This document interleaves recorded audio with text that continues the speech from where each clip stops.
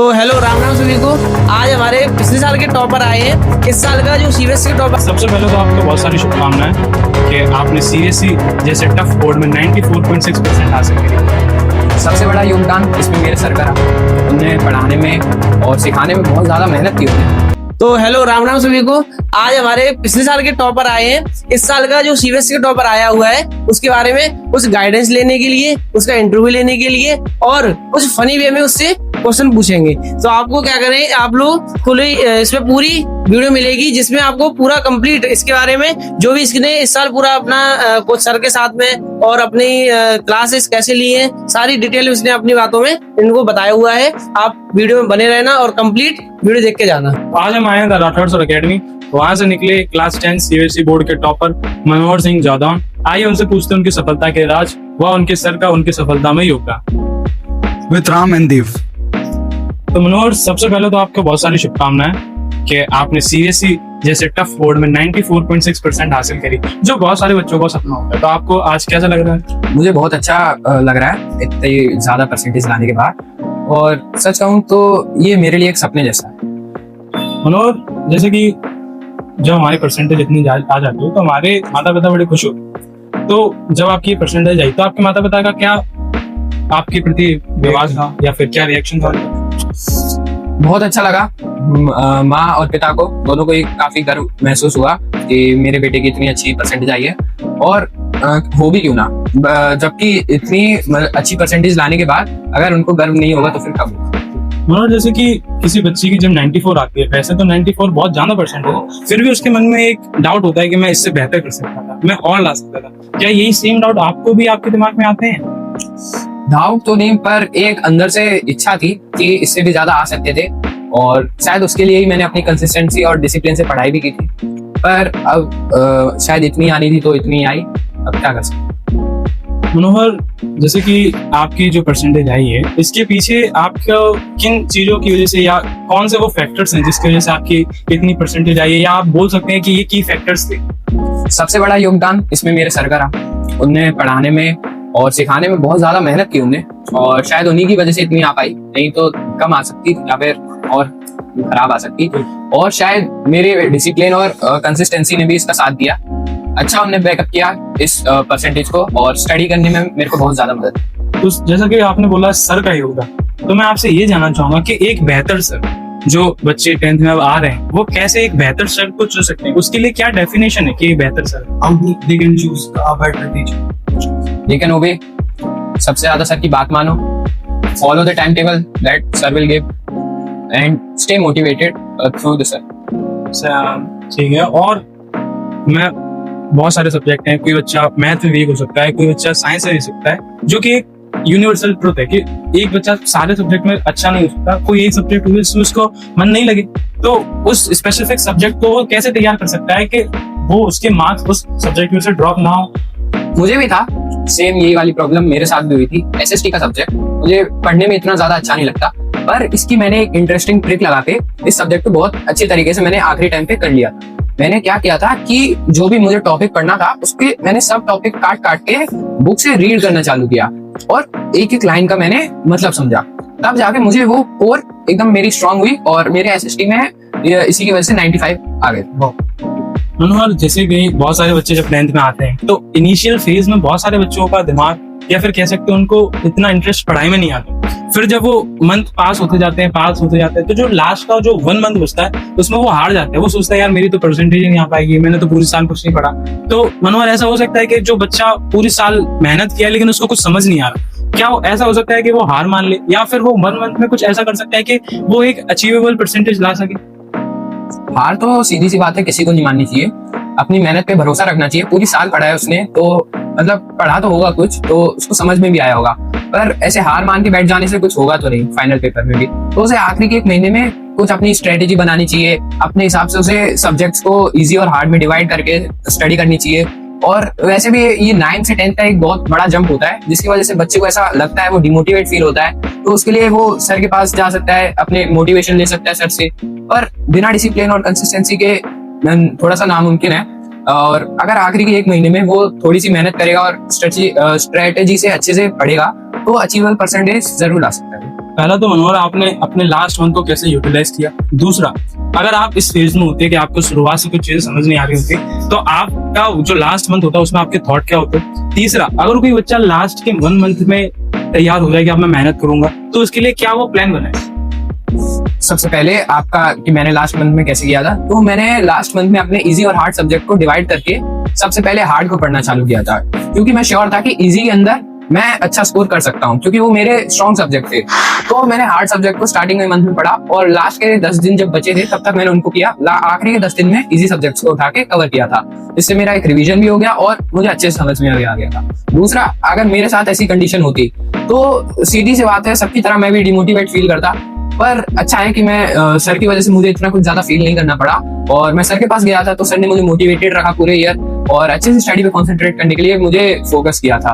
और उसके बाद कि कैसे कोई और कर सकता है अच्छा, तो उसके लिए मैं एक ही चीज कहूंगा कि खुद से जब उसका खुद का मन करे तो खुद की स्ट्रेटेजी बनाए और अपने हिसाब से अच्छे से पढ़े, सेल्फ स्टडी पे ज्यादा ध्यान दे और आखिरी के टाइम पे वो जो यूट्यूब पे ऑनलाइन क्लासेस होती हैं उन पे ज्यादा इतना फोकस ना करे और किसी दूसरी चीज पे ज्यादा डिपेंडेंट ना हो जाए। मनोहर, बहुत सारे बच्चे होते हैं जो ये सोचते हैं कि देखो किसी बच्चे का मनोहर दिमाग जो होता है, जो माइंड होता है वो बहुत शार्प होता है, किसी का नहीं होता इतना शार्प, उसको मेहनत ही उसके पास लास्ट ऑप्शन होता है। तो जैसा आपके 94 आए तो आपके बहुत सारे दोस्त होंगे या फिर आपका जो फ्रेंड सर्कल होगा उसमें बहुत सारे होंगे जो आपसे बेहतर होंगे, कुछ होंगे जो आपसे बेहतर नहीं होंगे और कुछ ऐसे भी होंगे जो आपसे बेहतर होने की लगातार कोशिश कर रहे होंगे। तो अगर आप तीनों लोग मेहनत बराबर कर रहे हो तो जो मार्क्स का डिफरेंस है वो किस वजह से क्रिएट हो रहा है। इसका मैं सबसे बड़ा फैक्टर मानूंगा सेट्स। जो एग्जाम के अंदर सेट्स आते हैं इस साल सेट्स की डिफिकल्टी अकॉर्डिंग टू सीबीएसई थोड़ा सा हाई लो और मॉडरेट के बीच में हो गई थी, तो जिसकी वजह से भी इफेक्ट पड़ा है। और दूसरा, पढ़ाई तो सब कोई करता है, मेहनत सब करता है, पर एक कोई तरीका होता है, ट्रिक होती है जिससे दिमाग ज्यादा से ज्यादा पढ़ाई को एक्वायर कर सके। तो अगर वो ट्रिक कमजोर बच्चा भी लगाएगा तो वो भी एक अच्छे बच्चे के बराबर तक आ सकता है, बिल्कुल आ सकता है। और मैं भी जो मुझे ट्रिक के बारे में बताया, तो इन ट्रिकों को आपने अपने किस मंथ में पता चला कि आपको इस ट्रिक के साथ पढ़ना है। सच बताऊं तो ये सारी चीजें मुझे ईयर के फर्स्ट डे से पता था, जिस दिन मैं क्लास 10 में आया, कि अगर मैंने स्टार्टिंग से मेहनत करना नहीं किया चालू तो फिर मेरा बीच में कुछ नहीं हो पाएगा, मैं भी सबकी तरह फिर डिमोटिवेट फील करूंगा और शायद मेरी परसेंटेज भी गिर जाए। तो इसलिए ये सारी ट्रिक्स मैंने 10th के डे 1 से लगाना चालू कर दी थी, जिसकी वजह से मेरा हर चैप्टर खत्म होने के बाद मैं उसका रिवीजन करता रहता। बहुत सारे मनोहर जो बच्चे 9 से 10th में आते हैं उनके पेरेंट्स को ये लगता है कि इस बच्चे को पूरे दिन भर पढ़ना ही चाहिए, पढ़ाई के अलावा कोई काम नहीं करना चाहिए। तो मैं आपसे ये जानना चाहूंगा कि पढ़ाई ही करनी चाहिए या वो उसके साथ फन को भी अपने डेली रूटीन में ऐड कर सकता है। क्या फन को डेली रूटीन में ऐड करने से उसके स्कोर कार्ड पे कुछ फर्क पड़ेगा या फिर वो इम्प्रूव होगा। नहीं, मेरा मानना है कि मेंटल हेल्थ के साथ साथ फिजिकल हेल्थ भी होना बहुत ज्यादा जरूरी है। जब तक बच्चे को एक फ्रीडम से खेलने को नहीं मिलेगा लिमिटेड आवर, तब तक उसका माइंड शायद अपने पूरे पोटेंशियल के साथ वर्क ना कर पाए, क्योंकि साइंस भी कहती है कि अकॉर्डिंग टू साइंस अगर हम दिन में 1 से 2 घंटे बाहर फ्रेश हवा में खेलते हैं तो हमारी ऑक्सीजन भी बॉडी के अंदर पूरी होती है और माइंड शार्प होता है, जिससे हमें मतलब बेनिफिशियल ही होता है। और जैसा कि आपने पूछा कुछ इम्पैक्ट पड़ेगा स्टडी पे, तो मेरे हिसाब से 1 घंटा या 2 घंटा बाहर खेलने से इतना ज्यादा इम्पैक्ट नहीं पड़ना चाहिए। और मैंने भी खेला था तो मेरी स्टडी पे तो नहीं पड़ा, बाकी का पॉजिटिव वे में पढ़ता हूँ। पॉजिटिव वे में पढ़ता था थोड़ा थोड़ा और मेरा इससे माइंड थोड़ा सा शार्प हुआ। बिल्कुल। तो मेरा सवाल ये है मनोहर कि आपका शेड्यूल क्या था सुबह से उठकर? सबसे मनोहर, ऐसा कौन सा पीरियड आया था जब आपको ये लगा कि अब मुझे शेड्यूल बना लेना चाहिए और उस पर मुझे वर्क करना चाहिए अपनी स्टडीज पे? दरअसल ये बात है मिड 10th की, जब मैं एकदम बीच के महीने चल रहे थे, तो जब भी मैं स्टडी टेबल पे जाता था तो मैं एक ऐसा डायरेक्शन लेस हो जाता था कि मैं कहाँ से स्टार्ट करूँ कहाँ पे खत्म करूँ। तो तब मेरे माइंड में आया कि अब एक टाइम टेबल बनाना चाहिए, तो तब मैंने खुद से एक टाइम टेबल बनाया था जिसके अंदर 6 आवर ऑफ स्टडी इंक्लूडेड थी और उसके बाद थोड़ा सा प्ले टाइम और बाकी सब रूटीन था। मैं दिन में थोड़े से इजी सब्जेक्ट उठाता था और रात को थोड़े हार्ड, जिससे क्योंकि मेरा फोकस टाइम रात था और किसी का सुबह हो सकता है तो सुबह उठा सकता है, तो इसलिए मैंने उस टाइम पे ही अपना टाइम टेबल बनाया था। और जो आपने लास्ट के 1 मंथ में जो आप कह रहे थे कि मैंने बहुत रिविजन्स भी किए थे, तो इसमें जैसे अगर आपको कभी स्ट्रेस होता था तो आप स्ट्रेस बढ़ने के लिए क्या करते थे? सबसे बढ़िया तरीका है बाहर खेलने चले जाओ, रेस्ट ले लो, ब्रेक ले लो, थोड़ा सा फैमिली टाइम स्पेंड करो, तो ऑटोमेटिक ये सब खत्म हो जाता है अपने आप ही।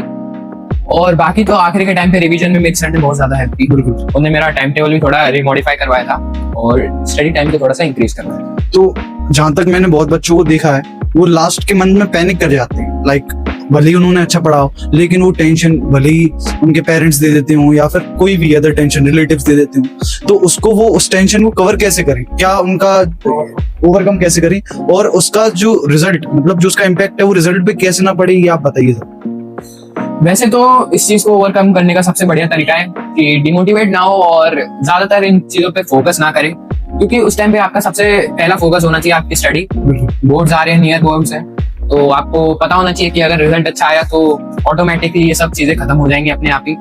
और दूसरा, अगर कोई ले भी ले तो उसका इम्पैक्ट रिजल्ट पे कैसे ना आए, तो उसका इम्पैक्ट रिजल्ट पे तभी नहीं आएगा जब वो अगर वो सारी चीजें लेके भी अपनी स्टडी का टाइम और मतलब स्टडी का और रूटीन का टाइम अपना खराब ना करते हुए डिसिप्लिन से अगर पढ़ाई करे तो उसका रिजल्ट भी अच्छा आएगा। जैसे आपने कहा डिसिप्लिन, और जैसे कोई बच्चा वो हो पढ़ाई कर रहा है तो उधर उससे भटक जाए और कुछ, लेकिन फिर वो रात में या फिर कभी जब वो सोचे कि ये नहीं होना चाहिए था, तो क्या फैक्टर्स हैं कि उसको वो चीज उन चीजों से बचे। जैसे अगर उसके माइंड में आया कि मैं इस चीज को छोड़ देता हूँ, तो वो कैसे अपने माइंड को उस टाइम ओवरकम करे कि नहीं मुझे ही करना है। दूसरा मनोहर, बहुत सारे बच्चे या पेरेंट्स ये बोलते हैं, या मैंने अपने भाइयों से, बड़े भाइयों से सुना है कि 10th की परसेंटेज कहीं पे काम नहीं होती। तो ये थॉट आपके दिमाग में भी आया था?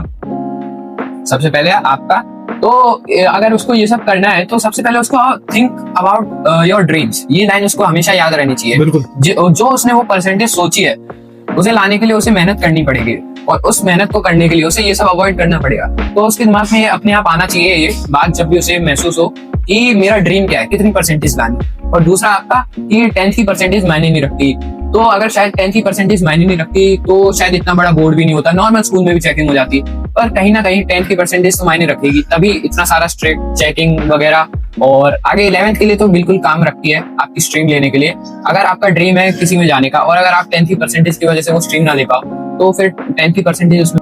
तो मनोहर, बहुत सारे बच्चे होते हैं जो ऑफलाइन से भी अच्छे परसेंटेज हासिल करते हैं, बहुत सारे होते हैं जो ऑनलाइन से हासिल करते हैं। तो मेरा आपसे क्वेश्चन है कि बच्चे को ऑफलाइन या ऑनलाइन के बीच में कैसे चूज करना चाहिए कि which is better and why it is better? तो ये सीधी सी बात है, बच्चे पे डिपेंड रहता है कि उसे कौन सा मतलब स्टडीज ज्यादा सूट होता है, ऑफलाइन या ऑनलाइन। मेरे हिसाब से मुझे तो ऑफलाइन ज्यादा सूट रहा, और क्योंकि कुछ ऑनलाइन की टेक्निकल इश्यूज और लिमिटेशंस भी थी, जैसे कि ऑफलाइन में फेस टू फेस कनेक्शन नहीं हो पाता था, तो उतना बढ़िया डाउट सॉल्विंग नहीं मिलता था जितना ऑफलाइन में मिलता है। दूसरा, ऑनलाइन में आपका कभी भी नेट, इलेक्ट्रिसिटी, इन सब का प्रॉब्लम रहता है, कभी भी जा सकता है, तो उसकी वजह से आपकी क्लास मिस हो सकती है। पर ऑफलाइन में जब हम आते हैं तो ये सारी दिक्कतें खत्म हो जाती हैं और फेस टू फेस इंटरेक्शन होता है टीचर के साथ, जिससे आपका कंसंट्रेशन और पढ़ने का तरीका भी थोड़ा इंप्रूव होता है। और ऑनलाइन में तो शायद आप कभी कभी डिमोटिवेट या फिर डिस्ट्रैक्ट भी हो सकते हो पढ़ते पढ़ते, तो इसलिए। तो जैसा कि आप पढ़े हैं, राठौर सर अकेडमी से ही पढ़े, और लेकिन आपका क्या एक्सपीरियंस रहा राठौर सर अकेडमी में, और साथ ही साथ क्या मेजर डिफरेंसेस आपको लगे ऑफलाइन और ऑनलाइन में, क्योंकि आप सर तो वही थे, मटेरियल्स भी वही थे, और क्या आपको डिफरेंसेस लगे, क्या आप बता सकते?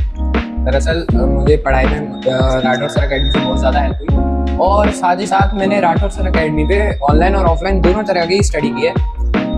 मैं मिड में थोड़ा सा शिफ्ट हो गया था भोपाल, जिसकी वजह से मेरे को ऑनलाइन स्टडी करनी पड़ी राठौर सर अकेडमी। अच्छा, पर आप किसको ज्यादा प्रेफरेंस देते हैं? क्या आपको डिफरेंस दिखा है राठौर सर अकेडमी को ऑफलाइन पढ़ने में और ऑनलाइन पढ़ने में? आपको क्या मेजर डिफरेंस? सबसे बड़ा डिफरेंस था फेस टू फेस इंटरेक्शन। ये मुझे एक सबसे ज्यादा मेजर प्रॉब्लम लगी ऑनलाइन और ऑफलाइन। जब मैं ऑफलाइन में था यहाँ सर के यहाँ, तो कनेक्शन उतना ज़्यादा बढ़िया था और स्टडी भी अच्छे से हो पाती थी। पर ऑनलाइन में इतना सब नहीं था, स्टडी अच्छे से नहीं हो पाती थी थोड़ा, और डाउट सॉल्विंग में भी इशू आती थी, थोड़ी सी वॉइस क्लियर नहीं होती थी, थोड़े से प्रॉब्लम थे। पर ऑफलाइन का वे थोड़ा सा ज़्यादा सूटेबल था मेरे लिए, और बस। तो जो फाइनल क्वेश्चन मेरा कि आप जो बच्चे अभी 10th में आए हैं, उनको आप क्या फाइनल वो देना चाहेंगे, एडवाइस क्या देना चाहेंगे? Start your study from the day 1 of the 10th. या Don't wait for end. This will be your career decider class. So be in discipline and study.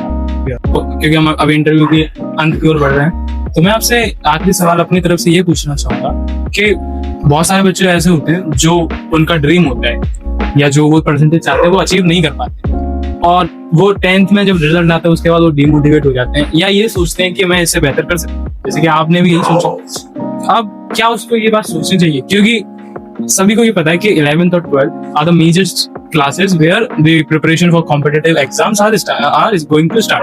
So how they can overcome this fear of? तो अब चाहे percentage कम आए ज्यादा, आपको 11th class में तो जाना ही पड़ेगा। और जैसा कि आपने बोला एक मेजर क्लास है और आपके आगे की पढ़ाई के लिए भी बहुत ज्यादा जरूरी है। तो अगर कम परसेंटेज भी आई पर आप अपनी स्ट्रीम के हिसाब से उसमें सिलेक्ट हो गए, तो आपको ये समझना पड़ेगा कि क्लास 10 एक अंत था और ये क्लास 11 एक आरंभ है। यहाँ से आपको अपने करियर के बारे में सोचना है और यही है सबसे मतलब बिल्डिंग का बेस क्लास 11th और 12th ही होती है। जब तक आप इन्हें स्ट्रॉन्ग करके नहीं चलेंगे तब तक आपका आगे मतलब जो गोल है वो शायद अधूरा रह सकता है। तो अगर एक कोई बच्चा डिमोटिवेट फील करे कम मार्क्स देख के, तो उसे डिमोटिवेट फील करने की इतनी ज्यादा जरूरत नहीं है, क्योंकि जैसा कि आपने पूछा था पहले कि 10th के मार्क्स इतने ज्यादा मैटर करते हैं या नहीं, तो मैंने कहा था कि बस ये 11th में स्ट्रीम लेने के ज्यादा काम आते हैं। तो उसको भी ये समझना पड़ेगा कि इतना ज्यादा मैटर नहीं करता, आगे का हमारे पास अभी और टाइम है। तो हमें पहले से सही सावधान होके 11th में डे 1 से हमें अपनी प्रिपरेशन बहुत ज्यादा अच्छी। तो क्या अगर आपकी 70% आते तो आप इतने खुश होते? दरअसल मेरी अगर 70% जाती तो शायद मैं इतना कुछ नहीं होता, पर अगर मैंने मुझे खुद पे भरोसा था कि मैंने इतनी पढ़ाई की है तो रिजल्ट भी अच्छा आएगा। और जैसा कि आपने बोला 70% जाती, तो मैं भी ये बात को समझने की जरूर कोशिश करता कि ये अभी अंत है और अभी आरंभ होने वाला है क्लास 11 से, और शायद मैं जरूर समझता उसे, और 11 में मैं डे 1 से और ज्यादा हार्ड होता। तो फाइनल रिमार्क्स, आप जो बच्चे अभी 10th में आए या फिर जो आप 11th में जैसे जाने वाले हैं, जो आपके साथ थे उनकी तो आपने बता दी, लेकिन जो आप 10th में आए हैं उनके लिए आप क्या फाइनल एडवाइस देना चाहेंगे जिनसे उनका बहुत अच्छा रिजल्ट आया, they can improve? Hard work day 1 से स्टार्ट कर देना और लास्ट का एकदम वेट मत करना, लास्ट में कुछ नहीं होगा, एकदम दिमाग डिमोटिवेट फील करेगा। प्रिपरेशन और स्ट्रेटेजीज डे 1 से ही बनाना चालू करना, टीचर्स की सुनना, फोकस रखना, स्कूल मिस मत करना, और बाकी सब तो बढ़िया है।